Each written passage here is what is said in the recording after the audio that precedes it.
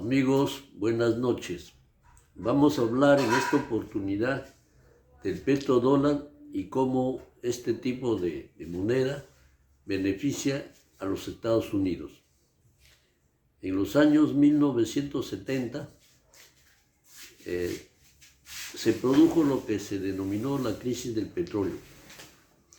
En esas circunstancias, Estados Unidos celebró un convenio con los países árabes, que son los que más producen petróleo en el mundo.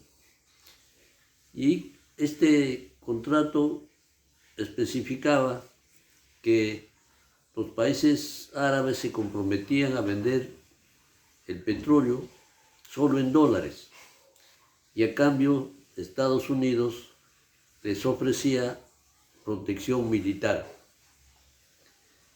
Esto resultó muy favorable para Estados Unidos porque en el mundo, en todo el mundo, todos los países cuando compran y venden petróleo lo tienen que hacer en dólares y no en otra moneda.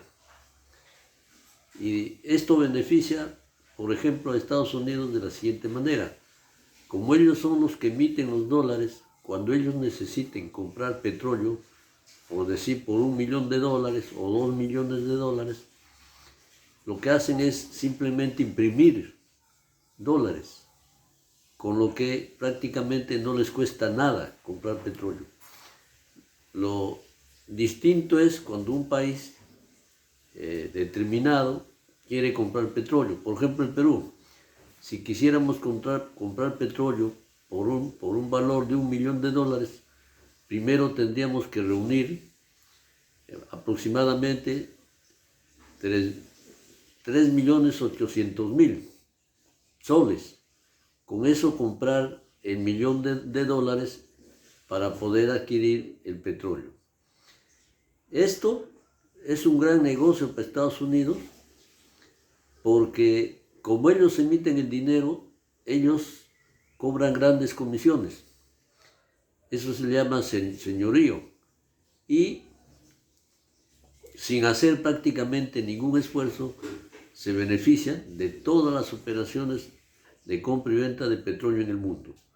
Por eso es que en el año 2003, cuando en Irak el presidente de ese país, Saddam Hussein, decidió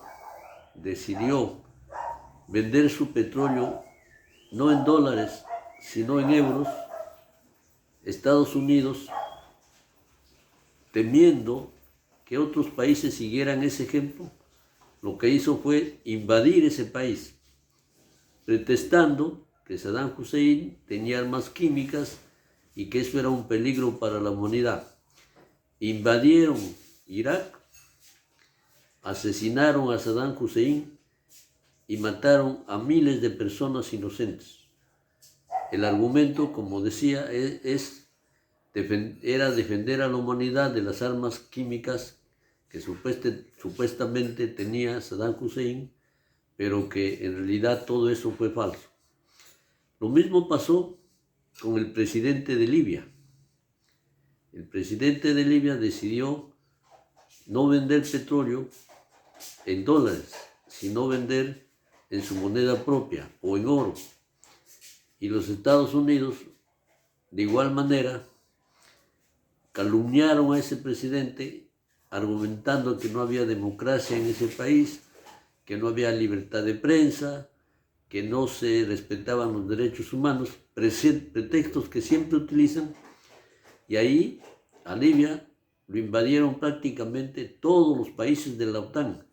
Inglaterra, Francia, Estados Unidos, bombardeaban todos los días ese país hasta que derrotaron al ejército libio y asesinaron también a su presidente. Es la práctica que tiene Estados Unidos cuando quiere apoderarse de algo. Entonces, que quede claro, Estados Unidos se beneficia con ese convenio que tiene con los países árabes, que consiste, como decíamos, en que el petróleo solamente se debe comercializar en dólares. Pero en estos tiempos la situación está cambiando, porque Rusia y China, por ejemplo, han acordado realizar sus transacciones comerciales no en dólares, sino utilizando el rublo o el yuan.